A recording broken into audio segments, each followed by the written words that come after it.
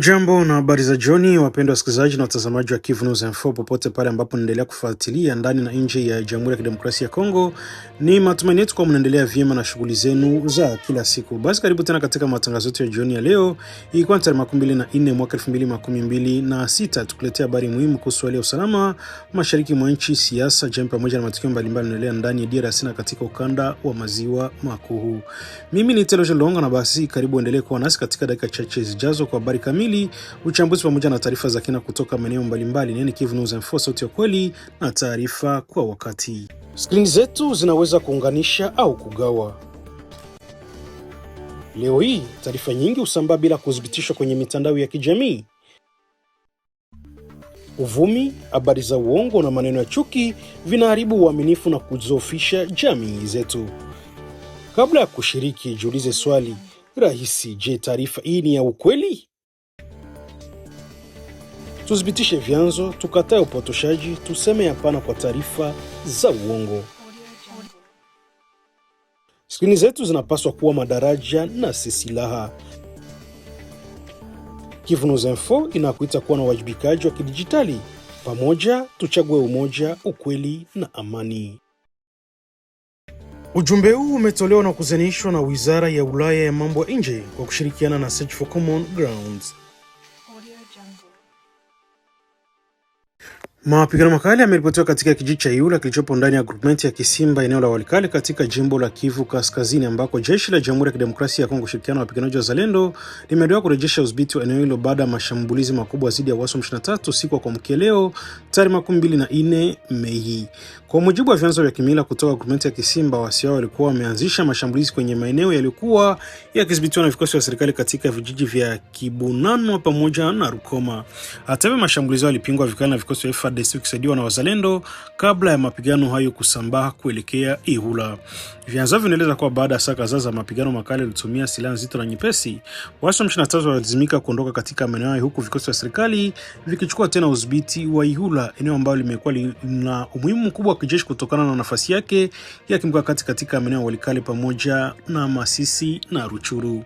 Wakazi walikuwa karibu na maeneo ya mapigano wameeleza kuwa milio ya risasi na mabomu ilisikika kwa muda mrefu usiku mzima, alisababisha taharuki kubwa kwa raia, huku wengi wakikimbia makazi yao kuelekea maeneo ya Kalembe, huku wengine wakikimbilia porini kwa hofu ya usalama wao. Vyanzo vya usalama vinathibitisha kuwa watu wawili ambao ni raia wamepoteza maisha katika mapigano hayo, huku idadi kamili ya waliojeruhiwa ikiwa bado haijajulikana. Hata hivyo, mashirika ya ndani pamoja na viongozi wa kijamii wanaeleza kuwa hali ya kibinadamu inaweza kuwa mbaya zaidi kutokana na idadi kubwa ya wananchi waliolazimika kuyahama makazi yao kwa ghafla. Taarifa kutoka eneo hilo zinaeleza kuwa waasi walijiondoa Ihula wameelekea upande wa Kalembe, mji ulipo takriban kilomita 10 mashariki mwa Ihula katika eneo la Masisi. Kalembe pamoja na Kalonge sasa vinatajwa kuwa maeneo makubwa yaliyobaki chini ya ushawishi wa waasi hao na baada ya kuondoka kwao katika maeneo mengine ikiwemo Mpeti. Kwa upande mwingine, hali tulivu kwa Tanzania imeripotiwa kurejea katika kijiji cha Ihula asubuhi ya leo, ingawa wakazi wengi bado wanahofia kurejea kwa majumbani mwao kutokana na uwezekano wa mapigano kuanza tena. Vikosi vya FARDC pamoja na wazalendo vinaendelea kuimarisha uwepo wao katika eneo hilo ili kuzuia mashambulizi mengine ya ghafla kutoka kwa waasi. Wachambuzi wa masuala ya usalama wanaonya kuwa kurejeshwa kwa udhibiti wa Ihula kunaweza kuwa hatua muhimu kwa jeshi la serikali katika jitihada zake za kupunguza nguvu za waasi wa M23 katika sehemu mbalimbali za Kivu Kaskazini. Eneo hilo lilikuwa linatajwa mara moja ya ngome muhimu za waasi kwa sababu ilitumika kulinda njia za kuelekea Kalembe na Kalonge ambazo sasa zinabaki kuwa vituo muhimu vya waasi hao katika ukanda huo. Mpaka sasa mamlaka za jeshi bado hajatoa taarifa rasmi ya kina kuhusu operesheni hiyo, huku wale kiendelea kufuatilia kwa karibu na wananchi pamoja na wadau wa usalama katika eneo la mashariki mwa nchi. Hali ya taharuki inaendelea kuripotiwa katika jimbo la Kivu Kaskazini baada ya shambulio la bomu lilotekelezwa kwa kutumia ndege isiyo na rubani maarufu kama drone ya kijeshi kulenga jengo lilokuwa linatumika kwa mafunzo ya wanawake pamoja na wajane na walinzi wa hifadhi ya taifa ya Virunga katika eneo karibu na kambi ya kijeshi ya Rumangambo ndani ya wilaya ya Ruchuru.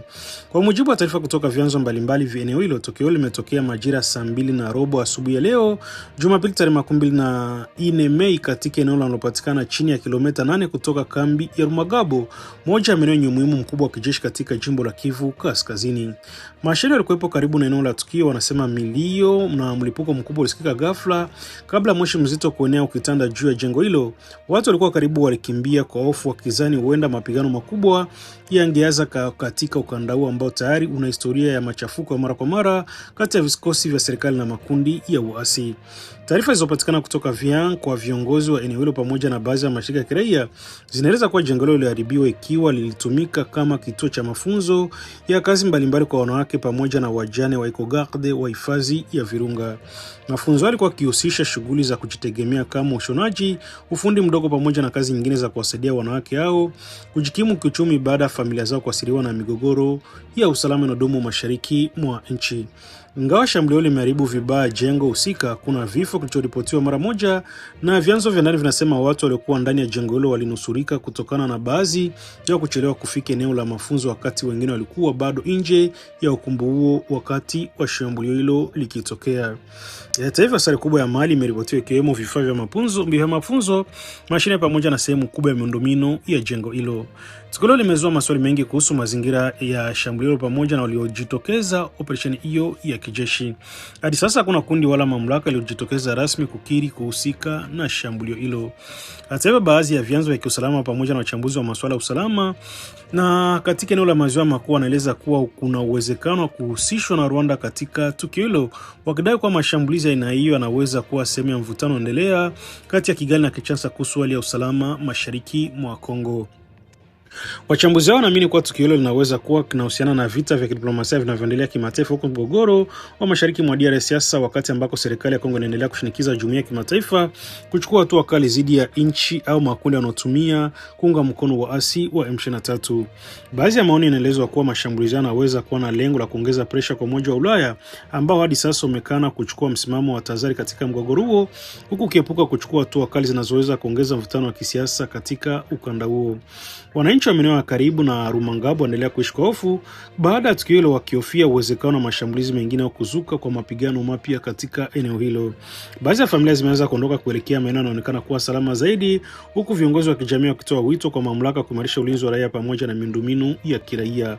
Kwa upande wake, jamii ya kiraia katika Ruchuru inaeleza wasiwasi mkubwa kuhusu matumizi ya mashambulizi ya anga katika maeneo yenye shughuli za raia, ikitiza kwa wanawake na watoto waendelea kuwa wasirika wakubwa wa mzozo unaoendelea mashariki mwa nchi. Mpaka sasa mamlaka za kijeshi nchini DRC hajatoa taarifa rasmi kuhusu tukio hilo, huku uchunguzi ukiendelea ili kubaini chanzo halisi cha shambulio hilo pamoja na waliolenga jengo hilo la mafunzo lilokuwa likitoa matumaini ya maisha mapya kwa wanawake wengi walioathirika na vita. Mvutano endelea kushika kasi katika eneo la Masisi katika jimbo la Kivu Kaskazini baada ya taarifa ya shambulio jipya la bomu liliripotiwa katika mji wa Rubaya, eneo ambalo limekuwa moja ya vituo muhimu vya shughuli za waasi wa M23 katika mashariki mwa nchi. Kwa mujibu wa taarifa kutoka vyanzo mbalimbali vya ndani, shambulio hilo ambalo hadi sasa halijadaiwa rasmi na upande wote limetokea mapema asubuhi ya leo Jumapili tarehe 24 Mei na kulenga jengo la wageni maarufu kama guest house iliyopo katika shamba la Murambi ndani ya kijiji cha Kanyechuki groupment ya Mufunyi Kibabi katika wilaya ya Masisi. Mashahidi kutoka eneo hilo wanasema kuwa mlipuko mkubwa ulisikika katika eneo hilo kabla moshi mkubwa kuonekana ukifuka kutoka kwenye jengo lililolengwa. Wananchi walikuwa karibu walieleza hofu kubwa wakikuwa ilitanda mara moja, huku baadhi ya wakazi wakianza kukimbia kuelekea maeneo yanayoonekana kuwa salama zaidi kutokana na hofu ya mashambulizi mengine. Kwa mujibu wa vyanzo vinne huru vilivyozungumza kutoka Rubaya, tangu waasi wa M23 walipoingia katika eneo hilo miezi iliyopita, Jengo hilo la wageni lilikuwa limegeuzwa kuwa kituo cha kuhifadhi silaha pamoja na risasi za kivita. Vyanzo vimeongeza kuwa sehemu ya jengo hilo pia lilikuwa likitumika kama ofisi ya kifedha kwa harakati hiyo katika ukanda wa Rubaya. Taarifa zinaeleza kuwa mtu aliyekuwa akisimamia shughuli za kifedha ndani ya jengo hilo anadaiwa kuwa raia wa Rwanda, jambo ambalo limeendelea kuongeza mjadala kuhusu madai hayo yapo ushawishi wa Kigali ndani ya harakati za uasi wa M23, madai ambayo Rwanda imekuwa ikiendelea kuyakanusha mara kwa mara katika ngazi za kimataifa. Baada ya shambulio hilo, waasi wa M23 walitoa taarifa wakidai kuwa mashambulizi hayo yametekelezwa na jeshi la Jamhuri ya Kidemokrasia ya Kongo, na walitangaza kuwepo kwa vifo vya watu kadhaa pamoja na majeruhi ndani ya jengo hilo lililolengwa. Hata hivyo, hadi kufika asubuhi ya leo hakuna picha wala ushahidi wa wazi uliowekwa hadharani kudhibitisha idadi waliopoteza maisha au kujeruhiwa. Ukosefu wa ushahidi umeanza kuzua maswali kutoka kwa baadhi ya wachambuzi wa migogoro pamoja na watetezi wa haki za binadamu kuhusu kweli wa taarifa zinazotolewa na pande zinazohusika katika vita vya mashariki mwa nchi. Mmoja wa watetezi haki za binadamu alifuatilia kwa karibu wale usalama katika Masisi amesema kuwa si mara ya kwanza kwa waasi wa M23 kutoa madai ya mashambulizi yenye idadi kubwa ya vifo bila kuwasilisha ushahidi wa moja kwa moja kwa umma. Anakumbusha kuwa wiki chache zilizopita harakati hiyo ilitangaza kuwa watu 20 walikufa katika shambulio lililotokea Mushaki na ambalo linadaiwa kutekelezwa na jeshi la Jamhuri ya Kidemokrasia ya Kongo. Hata hivyo, siku kadhaa baada ya tukio hilo hakukuwa na picha za wasirika wala mazishi ya hadhara iliyoandaliwa, jambo ambalo kwa kawaida limekuwa sehemu ya mikakati ya mawasiliano na propaganda inayotumiwa na makundi yenye silaha katika eneo hilo. Wachambuzi wa mawasiliano ya kivita wanaeleza kuwa katika kazi za teknolojia na mitandao ya kijamii, taarifa zinazotolewa bila ushahidi zinaendelea kuzua mashaka makubwa kwa jamii ya kimataifa pamoja na wananchi wanaofuatilia kwa karibu mgogoro wa mashariki mwa DRC. Mtaalamu mmoja wa mawasiliano ya vita amesema kuwa pande zote zinazohusika katika mgogoro huo zimekuwa zikijaribu kutumia propaganda ili kuvutia uungwaji mkono wa kimataifa ili kuasiri maoni ya umma. Hata hivyo, kutokana na maendeleo ya teknolojia ya habari, imekuwa vigumu zaidi kuficha ukweli au kusambaza taarifa ambazo hazina ushahidi wa kutosha. Kwa upande mwingine, wananchi wa Rubaya wanaendelea kuishi katika mazingira ya hofu na sitofahamu, huku mashambulizi ya mara kwa mara yakiongeza hali ya kutokuaminiana kati ya pande zinazopigana. Wengi wanahofia kwamba mapigano yanaweza kuongezeka zaidi katika siku zijazo, hasa katika maeneo yenye migodi na njia muhimu za kiuchumi ambazo zimekuwa zikigombaniwa na makundi mbalimbali yenye silaha. Mpaka sasa jeshi la Jamhuri ya Kidemokrasia ya Kongo halijatoa taarifa rasmi kuhusu madai ya kuhusika na shambulio hilo, huku wachunguzi wa ndani pamoja na mashirika ya kiraia wakitaka uchunguzi huru kufanyika ili kubaini ukweli kuhusu kilichotokea Rubaya pamoja na athari zake kwa raia waendelea kuathirika na vita vya muda mrefu mashariki mwa nchi.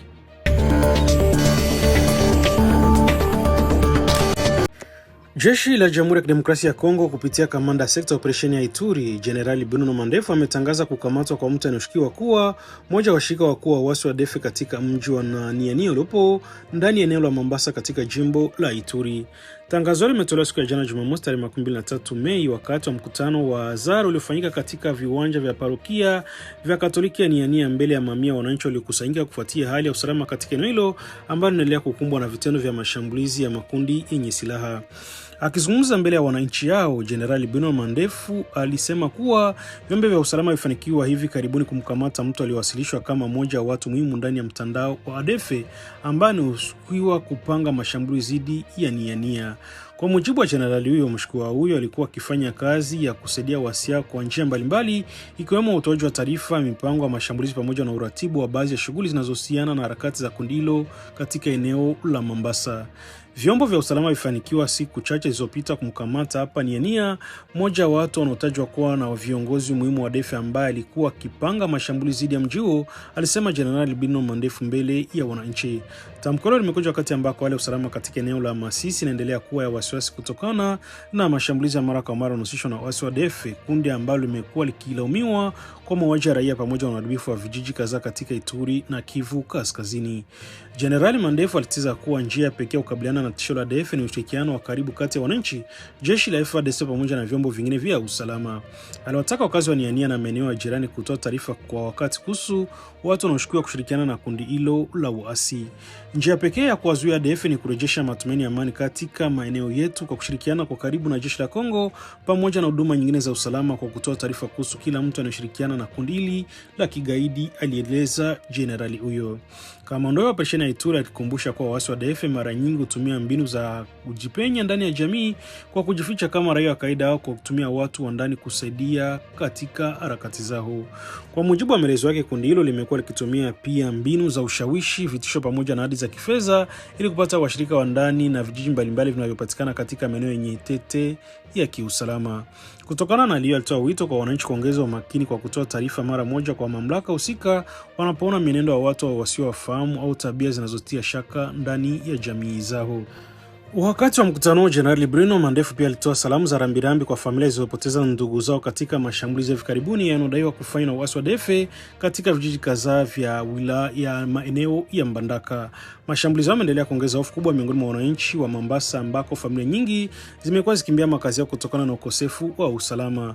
Baadhi ya wananchi wanaeleza kuwa licha ya operesheni mbalimbali za kijeshi zinazoendelea dhidi ya makundi yenye silaha, bado hali ya mashambulizi haijakomeshwa kabisa katika maeneo ya Ituri. Kwa miezi kadhaa sasa, wilaya Mombasa inaendelea kushuhudia matukio ya mauaji, utekaji pamoja na uvamizi wa vijiji unaohusishwa na makundi ya waasi hususan ADF yanayozidisha mateso kwa wananchi na kusababisha maelfu ya watu kuyahama makazi yao. Hata hivyo, jeshi la Jamhuri ya Kidemokrasia ya Kongo linaendelea kusisitiza kwa operesheni za kuwasaka waasi hao zinaendelea katika maeneo mbalimbali ya Ituri kwa lengo la kurejesha usalama na kuhakikisha wananchi amani ya kudumu. Taarifa zilizokuwa zikisambazwa kwenye baadhi ya mitandao ya kijamii pamoja na duru zinazohusishwa na harakati za waasi wa M23 kuhusu madai ya kifo cha jenerali wa kundi la Wazalendo CRD Obed Ngambo Patrick zimekanusha rasmi baada ya mhusika huyo kujitokeza hadharani na kudhibitisha kuwa bado yuko hai. Kwa mujibu wa taarifa zilizokuwa zikienezwa tangu siku ya Jumamosi tarehe 23 Mei, na makamu gavana wa waasi wa M23 alikuwa ametangaza kuwa Obed Ngambo Patrick ameuawa. Habari hizo zilianza kusambazwa kwa kasi katika mitandao ya kijamii pamoja na baadhi ya majukwaa yanayofuatilia vita mashariki mwa Jamhuri ya Kidemokrasia ya Kongo. Hata hivyo, leo Jumapili tarehe 24 Mei, Obed Ngambo Patrick mwenyewe alitokeza na kukanusha taarifa hizo, akieleza kuwa propaganda za uongo zinazolenga kupotosha maoni ya wananchi pamoja na jamii ya kimataifa kuhusu halisi ya mapigano katika eneo la mashariki mwa Kongo. Kwa mujibu wa taarifa zilizopatikana hadi sasa, hakuna chanzo huru wala mamlaka rasmi iliyothibitisha madai ya kifo chake. Badala yake, taarifa zilizopo zinaonekana kupinga madai yaliyotolewa na viongozi wa waasi wa M23 siku moja baadaye. Tukio hilo limeongeza tena mjadala kuhusu matumizi ya propaganda na vita vya habari vinavyoendelea sambamba na mapigano ya silaha katika maeneo ya Kivu Kaskazini na Kusini. Na katika miezi hivi karibuni, pande mbalimbali zinazohusika katika mgogoro mashariki mwa Kongo zimekuwa zikilaumiana kwa kusambaza taarifa zisizo na uthibitisho au zinazolenga kuathiri mtazamo wa umma. Serikali ya Kinshasa imekuwa mara kadhaa ikishtumu M23 kwa kutumia mbinu za upotoshaji wa habari ili kujijengea taswira nzuri mbele ya jumuiya ya kimataifa. Mapema mwaka huu, msemaji wa serikali ya Jamhuri ya Kidemokrasia ya Kongo Patrick Muyaya alisema kwamba mamlaka za Kinshasa zina mashaka na baadhi ya matangazo yanayotolewa na waasi wa M23 wanaotaja kama sehemu ya taktiki ya upotoshaji. Mashirika ya kutetea uhuru wa habari pia yamekuwa yakionya kuhusu matumizi ya propaganda katika maeneo yanayodhibitiwa na uasi wa M23. Shirika la Reporters Sans Frontieres linaeleza kwa mwezi Aprili kuwa baadhi ya waandishi wa habari waliwahi kushinikizwa kufanya mahojiano yaliyokuwa yakitumiwa kwa maudhui ya propaganda katika maeneo hayo. Kwa upande mwingine, wachambuzi wa masuala ya usalama wanaeleza kuwa taarifa za aina hii zinaweza kuwa na lengo la kijeshi au kisaikolojia, ikiwemo kuzofisha morali ya wapiganaji na wa upande wa upinzani au kujaribu kuonyesha ushindi wa kisiasa mbele ya jamii ya kimataifa. Katika mazingira sasa ya vita na vya mashariki mwa DRC, taarifa nyingi zinazotolewa kutoka maeneo ya mapigano huwa vigumu kuthibitishwa mara moja kutokana na ukosefu wa upatikanaji wa vyanzo huru vya habari katika baadhi ya maeneo yanayokaliwa na makundi yenye silaha. Hadi sasa hali ya usalama inaendelea kuwa tete katika maeneo mengi ya Kivu Kaskazini, huku mapigano kati ya jeshi la Jamhuri ya Kidemokrasia ya Kongo, Wazalendo na waasi wa M23 ikiendelea katika maeneo kadhaa ya Walikale, Masisi pamoja na Ruchuru. Jambo. Jambo. Wewe ndio nani? Jenerali Obed Ngambo Patrick. Mouvement gani? CRD. Wewe ni FDLR, ni mzalendo? Ni mzalendo mkongomani. Bwana, tunaona kwa rezo sosio kuko habari kama wewe ulishakufa. Bado mimi siwezi kukufa ovyo ovyo. Sijamaliza vita ya nchi yenyewe. Hautakufa? Nitakufa kama nini? Mungu ndio mwenye iko anaweka uzima yangu jamii. Sasa ambao wanasema sasa ulishafariki, unaweza ambia nani? Unaweza ambia nini? Watu ambao wanasema mimi nilifariki wanadanganyika kamili, kwa sababu mimi ningali kulinye de front, ningali napigana na wajinga wa wahuni, yani wa M23 ambao wanatesa wakongomani bila shida yoyote. Sijue kama wanatafuta nini mwinchi yetu ya Kongo. Naona wana silaha nzito. Hii silaha ulitosha wapi? Hizi ni masilaha ambazo tulichagi adui ya M23 na ndio tuko na wapiganisha kwa saa, na jana tuliwanyang'anya zingine ambazo tuko na wagombanisha. Tunamaliza masiku tuko na wanyang'anya masilaha, na zile masilaha nadhani ni masilaha nzito ambazo zitawakimbiza, zitawaondoa fasi zote kwenye wanasibiti. Message gani ambayo unaweza patia watu vijana ambao wako M23? Wa vijana wote wenye wako M23 kama wakongomani ambao wanajiaminia kama wakongomani, watoke ndani wa ile utumwa ya M23. M23 ni watu ambao wanadanganywa na Rwanda, watoke mwa ile ujinga yenye wako ndani, waje wakatumikie nchi yao ya Kongo. Hauna message ambayo unaweza patia wazalendo wenzako?